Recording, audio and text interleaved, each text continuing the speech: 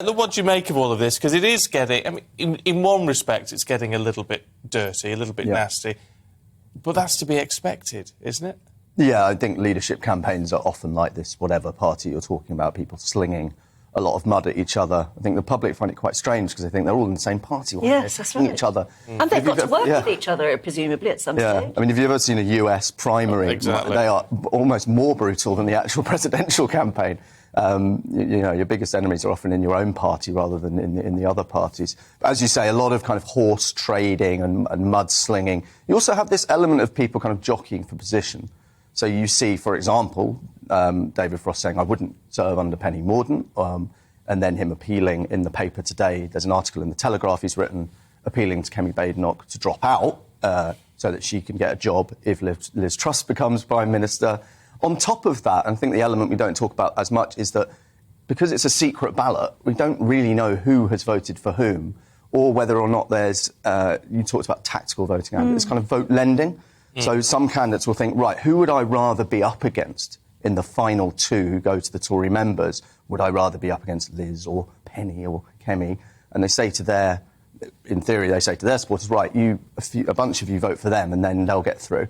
And there was elements of this last time with Boris's supporters supposedly opting for Jeremy Hunt because they thought it would be easier to beat. You know, there's a lot of skullduggery and kind of quite underhand behaviour going on here. Yeah, I mean, and maybe it's just as well that the ordinary voter isn't voting, because I think we'd be put off a lot of them by now. So, what's next? When's the next ballot? Wednesday, I think, Monday.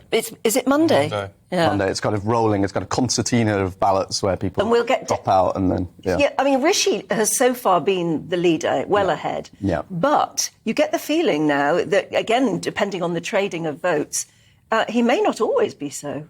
It may not be an easy ride for him. Yeah, and if you look through the history of these contests, often the frontrunner doesn't end up being the one who wins. So Michael Portillo was ahead in the first round in 2001, which Ian Duncan Smith ended up winning.